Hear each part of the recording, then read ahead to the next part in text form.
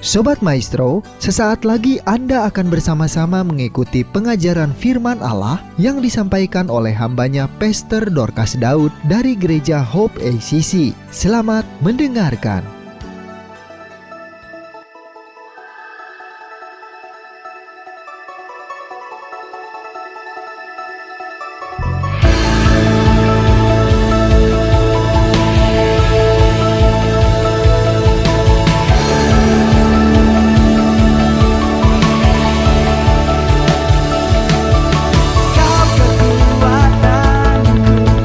Kau sumber pengharapan dan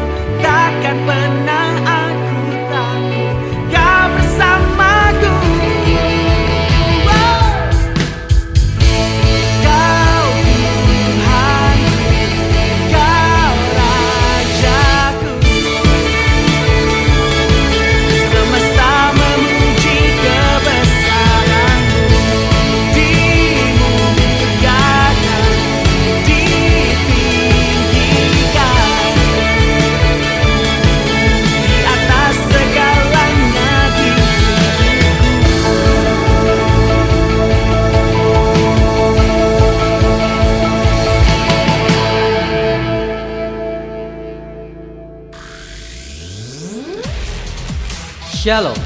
Anda akan mendengarkan program Kuasa dalam Firman-Nya yang disampaikan oleh Pastor Dorcas Daud dari Hope ACC dan Dorcas Ministries. Selamat mendengarkan.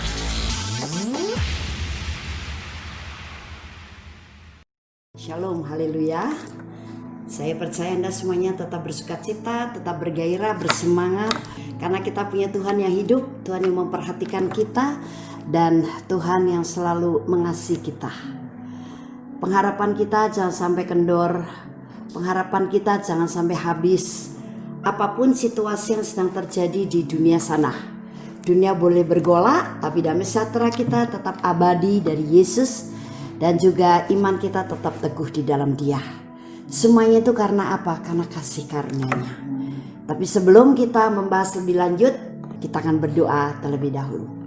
Bapa Surgawi, sungguh kami tetap bersyukur Engkau selalu memperhatikan kami, mengasihi kami, dan pengharapan kami tak pernah sirna di dalam Engkau, karena Engkau adalah hidup kami. Terima kasih untuk setiap kebenaran firman-Mu yang Kau bagikan kepada kami. Firman menjadi pelita yang akan menerangi langkah kaki kami, yang akan menjawab masalah kami, bahkan firman yang akan membuat kami tinggal tenang di dalam kasih Kristus. Terima kasih Bapa Surgawi, kami siap menerimanya, dan kami berdoa di dalam nama Tuhan Yesus Kristus. Haleluya, amin. Banyak orang berpikir bahwa menjadi orang Kristen itu gampang ya. Dosa yang melakukan kita, tapi Yesus yang harus membayar, Yesus yang harus mengalami penderitaan. Bahkan banyak orang berpikir, semudah itukah kita menjadi orang yang diampuni oleh Allah Bapa Sang Pencipta, kita dibenarkan dan dilayakkan di hadapannya, bahkan kita dijadikan anak Allah, pewaris kerajaan Allah. Bukankah kita manusia yang penuh dengan cacat celah, penuh dengan dosa, kita sampah di hadapannya? Bagaimana mungkin sekarang begitu mudah kita mendapat pengampunan dosa, bahkan kita disucikan, dikuduskan, diberi jaminan bahwa kita punya hak keselamatan. Saudara, memang kalau kita berpikir secara manusia duniawi, itu rasanya tidak masuk akal, tidak adil. Tapi di dalam kekristenan kita harus memahami bahwa itulah yang dinamakan kasih karunia. Itulah yang dinamakan anugerah Allah. Mengapa Allah bersusah-susah memberikan Yesus Kristus untuk mati di kayu salib, padahal Dia bukan seorang pendosa. Kita yang berbuat dosa. Bahkan ketika kita lahir di dunia sudah membawa benih dosa. Tapi Yesus yang harus mengalami penderitaan yang luar biasa demi kita. Allah tidak adil. Dan kita akan terlalu menggampangkan hal itu. Tapi justru karena Allah sangat mengasihi kita, itu sebabnya Dia yang bertindak untuk merebut kita menjadi umat kepunyaan Allah sendiri. Walaupun Dia yang harus melakukan segala sesuatunya supaya kita menjadi layak di hadapannya. Kita masih dalam suasana Paskah. Jadi kita harus semakin merenungkan arti Paskah Yesus. Karena dengan pengertian yang seperti ini, kadang-kadang kita terlalu menyepelekan dan menyederhanakan kehidupan ini sebagai orang Kristen. Karena kita merasa begitu gampang diampuni dosanya. Kita merasa bahwa begitu gampang kita beroleh keselamatan. Begitu gampang kita disucikan, dikuduskan. Kita tidak usah mati di kayu salib. Dia yang telah menderita mati di kayu salib buat kita. Sehingga selama kita menjadi orang Kristen tak pernah memperhatikan pertumbuhan rohani kita. Tak pernah kita mempunyai niat, tidak pernah punya kesungguhan hati untuk bertumbuh, berakar, dan berbuah bagi Dia. Bahkan tak pernah terlintas oleh kita bahwa yang dikehendaki oleh Allah dengan penebusan ini adalah engkau sekarang harus melakukan perbuatan baik. Perbuatan baik apa? Perbuatan baik yang disediakan oleh Allah di dalam Yesus Kristus. Kita seenaknya menjalani kehidupan, bahkan hari-hari yang penuh kesempatan untuk kita mengerjakan yang baik sesuai dengan keinginan hati Allah, kita abaikan. Kita pura-pura tidak tahu atau bahkan memang tidak tahu. Kita hanya sekedar memakai baju agama. Kita hanya sekedar tercatat sebagai anggota jemaat sebuah gereja. Dan kalau hari Minggu kita memang pergi ke gereja. Tapi apakah Anda dan saya menyadari berapa lama saya menjadi orang Kristen? Berapa lama saya percaya bahwa saya sudah ditebus hidupnya oleh Yesus. Saya sudah diampuni dan disucikan dari segala dosa dan tuntutannya. Seberapa dalam kita menyadari itu? Kita lupa bahwa sudah terlalu lama kita menjadi orang Kristen, tapi dari tahun ke tahun tidak ada perubahan yang signifikan, yang lebih baik dari hidup kita. Tidak terlihat pertumbuhan dalam kerohanian kita. Tidak ada keteguhan iman, bahkan hidup kita masih mencerminkan bukan orang kerajaan Allah. Padahal kita sudah menerima kasih karunia yang luar biasa.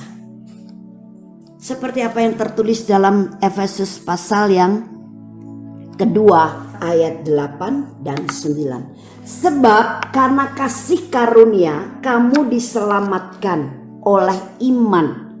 Itu bukan hasil usahamu, tetapi pemberian Allah. Kemudian ayat yang ke-9, itu bukan hasil pekerjaanmu. Jangan ada orang yang memegahkan diri. Oh, luar biasa.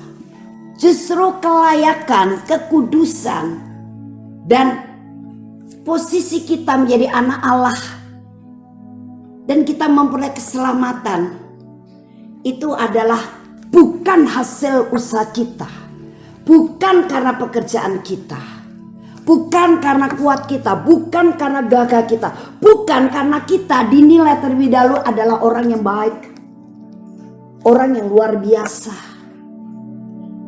orang yang sempurna. No, bukan itu. Allah juga melihat bahwa kita ini sudah terbuang dari hadapannya. Kita sudah kehilangan kemuliaannya. Kita sudah pindah daerah tempat tinggal. Dulunya manusia Adam dan Hawa bersama-sama dengan Allah Bapa.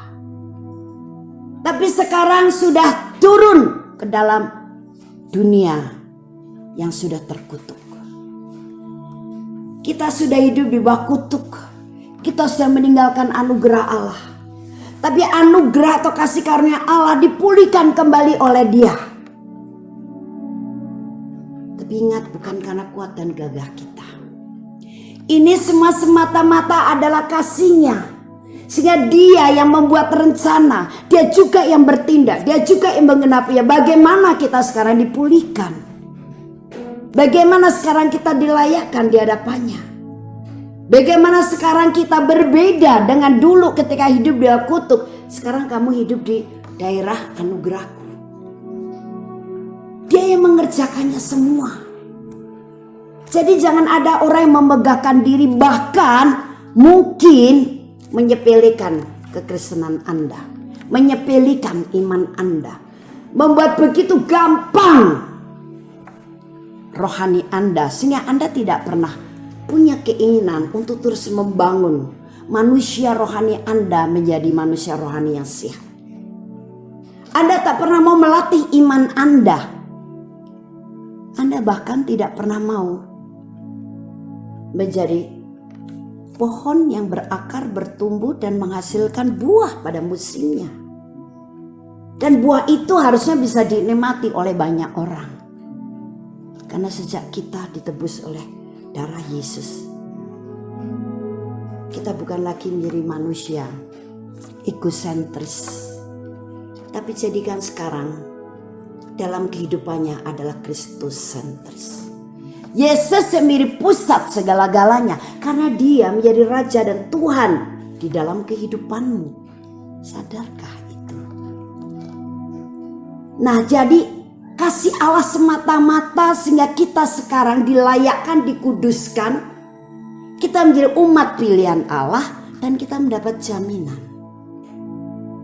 Sehingga kita tidak menyia-nyiakan hidup kita hanya untuk hal-hal yang duniawi. Tidak membuang waktu dan kesempatan untuk hal-hal yang hanya keinginan daging. Tapi kita akan seturut dengan rencana Tuhan. Kita akan merendahkan hati untuk terus dibimbing oleh Dia melalui Roh Kudus-Nya. Kita akan terus mau dirubah dari hari ke hari oleh Dia. Kita terus akan menggemari dan punya kesukaan baru sekarang adalah firman Tuhan. Sekarang kita punya tujuan hidup, visi hidup yang mulia.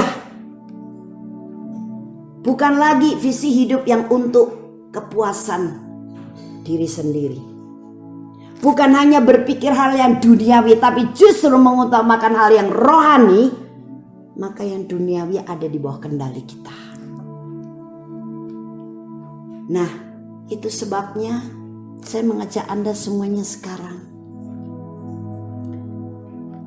Jangan kesempatan yang Tuhan berikan dari hari ke hari berlalu begitu saja. Tanpa Anda mau menjalani kehidupan secara aturan main kerajaan Allah. Tanpa Anda memperhatikan kondisi pertumbuhan rohani Anda. Ada orang-orang yang begitu acuh tak acuh dengan hal-hal rohani. Tapi ada juga orang-orang yang terlalu menyibukkan diri dengan hal duniawi, padahal dalam hatinya dia tahu, dia sadar. Harusnya aku menjadi orang Kristen tidak seperti ini. Tapi keinginan daging dan kehidupan kedagingan itu yang jauh lebih kuat dan jauh lebih diperhatikan oleh kita. Padahal Dia sudah memberikan kasih karunia yang luar biasa. Allah tahu bahwa kita tidak akan mampu untuk membereskan hidup kita dari segala dosa. Dosa itu seperti hutang. Jangan hutang itu harus dibayar. Dan kita tidak mampu membayar hutang dosa kita sendiri. Perbuatan baik seperti apapun tidak bisa melunasi hutang-hutang dosa kita. Karena dosa yang mengalir dalam darah kita adalah benih dosa yang dari kakek moyang, nenek moyang kita. Ditambah dosa yang kita kerjakan ketika kita sudah hidup di dunia ini. Kita sering tidak menyadari akan hal itu. Sehingga kita menjadi orang Kristen yang seenaknya, semaunya. Kalau lagi ingat berdoa. Kalau lagi butuh berdoa, baru berdoa karena mungkin saat itu sudah seperti terkepung oleh begitu banyak masalah. Oh, kalau aku sedang seperti ini, aku perlu berdoa. Padahal doa adalah hidup kita. Bagaimana satu makhluk itu bisa tetap hidup kalau ada nafas, ada oksigen yang bersih bisa dihirupnya. Sama sekarang, kalau doa dikatakan hidup kita, maka sebenarnya hidup itu adalah nafas kita. Dan doa itu bertalu-talu, doa itu terus menerus, kita harus berjaga-jaga dalam roh. Artinya kita berjaga-jaga dalam doa. Bersyukur bahwa doa kita tidak membutuhkan tempat yang spesial. Doa kita tidak membutuhkan alat peraga yang khusus. Doa kita tak perlu memperhatikan keadaan sekeliling kita. Karena di mana saja, di situ ada hadirat Allah. Bahkan kehadirannya sudah ada dalam hidup kita. Sedang berada di mana Anda? Sedang dalam kondisi seperti apa, kita bisa berdoa. Tuhan Maha Hadir, Dia ada di mana-mana dan tidak terlalu sulit. Apa yang mau kita katakan kepada Tuhan, katakan kepada Dia dengan hati yang percaya, dengan hati yang mengasihi Dia. Justru kejujuran, keterbukaan kita kepada Tuhan itu yang membuat Tuhan senang. Karena kita tidak memanipulasi, kita tidak berbohong, kita tidak munafik. Walaupun Tuhan sebenarnya mengerti kondisi hati, pikiran kita, setiap keadaan kita, tapi Tuhan juga ingin mengetahui kejujuran kita. Nah, kita bisa ungkapkan dalam doa. Dan Roh Kudus dalam diri kita yang akan memimpin kita. Bagaimana kita bisa berkata-kata kepada Dia. Jadi kasih karunia Allah melalui penebusan Yesus Kristus itu luar biasa. Kalau kita menyadari akan hal ini, kita akan semangat menjalani kehidupan sebagai orang yang percaya penebusan Yesus. Kita akan terus berlari, tak pernah mengenal lelah, tak pernah mengenal letih. Karena kita dipacu oleh pengertian bahwa aku sudah menerima kasih karunia luar biasa yang tidak bisa saya kerjakan sendiri. Tidak bisa juga dikerjakan oleh orang lain. Jadi aku bersemangat dalam menjalani kehidupan sebagai anak Allah. Aku bersemangat dalam menerapkan firman untuk hidupku. Aku bersemangat untuk terus membangun imanku, memperhatikan kehidupan rohaniku. Bukannya sekedar memakai baju agama, tapi aku mengenal Dia dengan benar. Dan banyak hal Anda akan mengalami hal-hal yang luar biasa dengan Tuhan. Ketika kita sekarang berjalan bersama dengan Dia, karena kita sadar bahwa kita sudah menerima kasih karunia luar biasa. Allah sangat tahu kita tidak akan pernah bisa melakukan yang baik dengan kekuatan kita. Itu sebabnya Dia akan mensupport dengan pertolongan Roh Kudus untuk memampukan kita menjalaninya. Jangan mengandalkan kekuatan sendiri. Jangan mengandalkan manusia. Nanti terkutuk. Tapi andalkan Tuhan. Maka kita akan diberkati. Secara rohani, secara materi, dan secara jiwa. Yohanes pasal yang ketiga ayat yang ke-16 mengatakan, karena begitu besar kasih Allah akan dunia ini, sehingga Ia telah mengaruniakan anaknya yang tunggal, supaya setiap orang yang percaya kepadanya tidak binasa, melainkan beroleh hidup yang kekal. Perhatikan kata-kata pada kalimat awal. Karena begitu besar kasih Allah. Jadi ingat baik-baik bahwa kita sekarang mendapat jaminan untuk hidup sekarang maupun hidup sesudah meninggalkan dunia, artinya hidup dalam kematian. Itu semata-mata adalah karena kasih-Nya Allah begitu besar buat kita. Sudahkah engkau mengasihi Dia dengan segenap hatimu? Sudah kau mengasihi Dia dengan setulus hatimu? Kasih kepada Allah, kasih kepada Tuhan adalah melakukan segenap perintah-perintah-Nya. Dia telah terlebih dahulu mengasihi kita, bahkan memberikan kasih yang paling maksimal, yaitu Yesus Kristus buat menderita mati di kayu salib buat kita. Sehingga kita sekarang menjadi anak Allah. Dia sudah terlebih dahulu memberikan kasih karunia itu. Saya percaya ketika Anda semakin menyadari hal ini, kasihmu kepada Tuhan akan bertambah-tambah. Jangan sampai kita bahkan kasih yang mula-mula aja mulai pudar. Ingat, kasih yang mula-mula kepada Tuhan kalau mulai pudar, dalam kitab Wahyu dikatakan bahwa betapa dalamnya kau sudah terjatuh. Karena kau sudah kehilangan kasih yang mula-mula. Kembalilah kepada kasih yang mula-mula. Bahkan kasih mula-mula itu saja jangan sampai pudar. Tapi kasih yang mula-mula itu terus dipupuk sehingga kasih kita semakin dalam kepada Tuhan. Kasih kita semakin berakar kepada Dia. Sehingga hidup kita sekarang mencerminkan kasih Allah. Di tengah dunia yang krisis kasih, Di tengah dunia yang memang kegelapan, di tengah situasi kondisi yang menakutkan dan menegangkan, tapi kasih Allah bisa menutupi semuanya itu.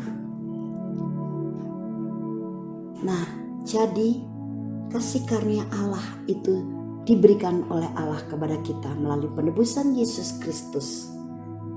Sehingga sekarang mari kita mencermati kehidupan rohani kita. Sudah sehatkah?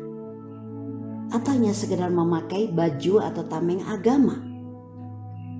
Itu bahaya besar.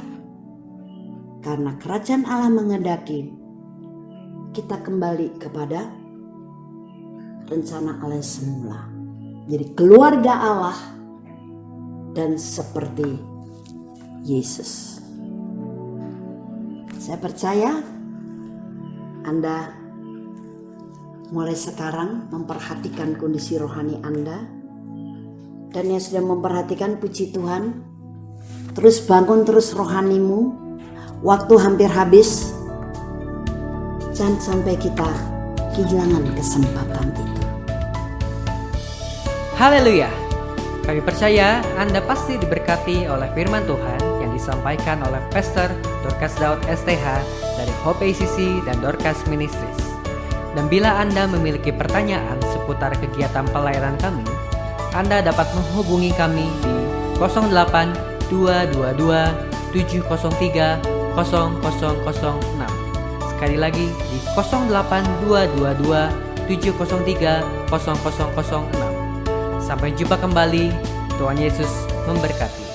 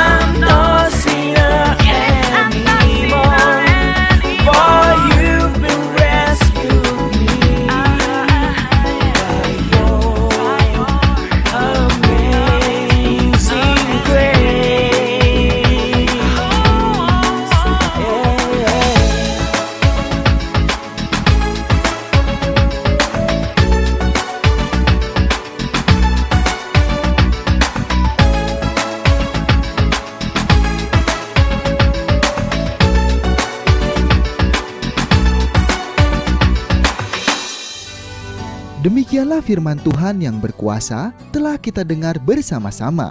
Dan kami percaya Anda sangat diberkati.